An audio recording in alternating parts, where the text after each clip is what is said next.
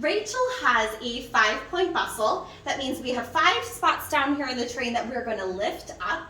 So we're going to start by pulling out 5 sets of ribbon strings from the upper portion of the skirt. So if we come closer to Rachel, right here at the bottom of the zipper, we're going to go down and follow this applique to where it hits the skirt seam. And there are 2 little ribbon knots right there. Okay, we're going to go ahead and pull these out.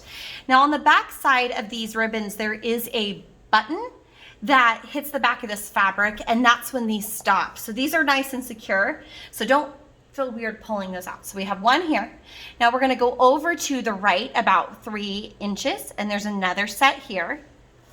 And if we go over another 3 inches-ish, there's another set there.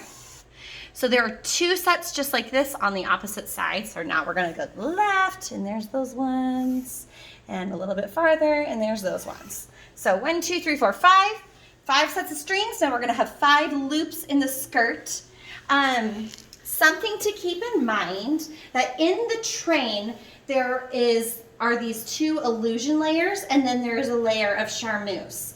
The center point is through all of these layers, but the 2 side points on the right and the 2 on the left are only through these illusion layers. I like to leave the center point for last. That way I have a reference spot so that we don't mix anything up. So I'm going to start here on the left by lifting up just the illusion here. And the first thing you're going to notice is that the train is tacked to these underlayers here in those 2 spots. We're going to leave those there. So we're actually going to go underneath and through and we're looking for this. Okay, there's a little button and a ribbon. This is 1 bustle point. If we go up even higher here on the left, there's another one. So the farthest up and farthest over goes to the farthest to the left, and the next one comes here.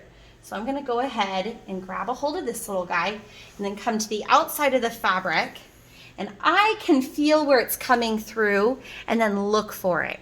It's very difficult just to see. You're not going to be able to look and be like, oh, there it is. You're going to have to go under and feel it.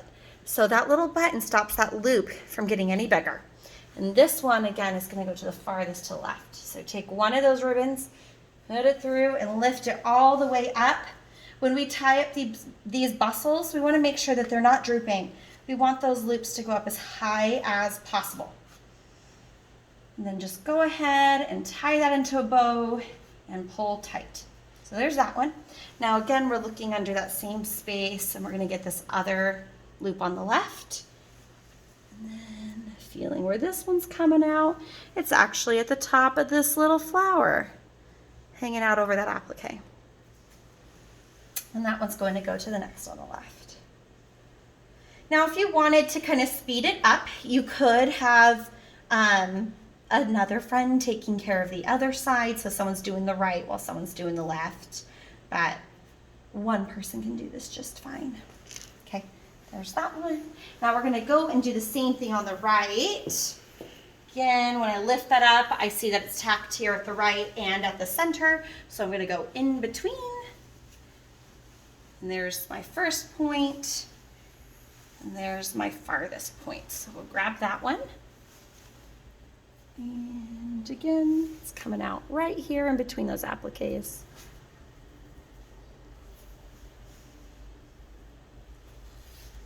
So if you've noticed, I'm just tying these into bows.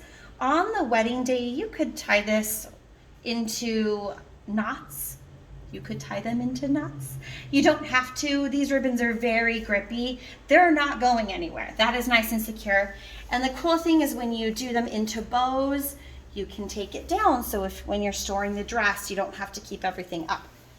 Hold on, I'm missing it. There we are. There's my little bow. And again, this one's just at the top of that little applique. Those ribbons are just a little bit more sparkly than the rest of it.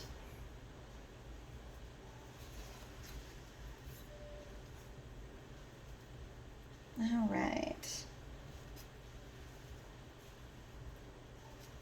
So this last one we were talking about is through all the layers in the train.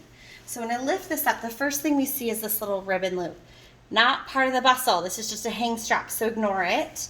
And then that's our same mechanism we saw on all those other points. So again, coming back out. This one is over the center seam here.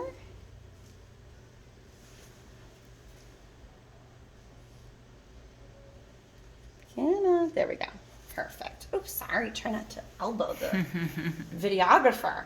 So this one has, since it is through another layer of fabric, it tends to be a little heavier.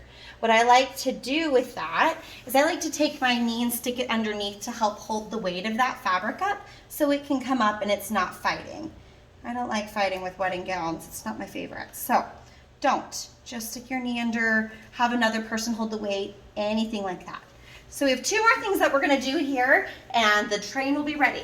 We have all these bows hanging out. It's not the end of the world, but it's also not my favorite. So what I like to do, and I'm just gonna demonstrate on one, you'll do this with all 5. I'm gonna go ahead and take these ribbons, twist them up pretty tight here, and then I'm gonna use my thumb and press them through that loop and then just pull them backwards. That way they hang behind instead of out like crazy. The other thing is as she's walking and dancing or mingling and just being her, this bustle will do whatever it wants.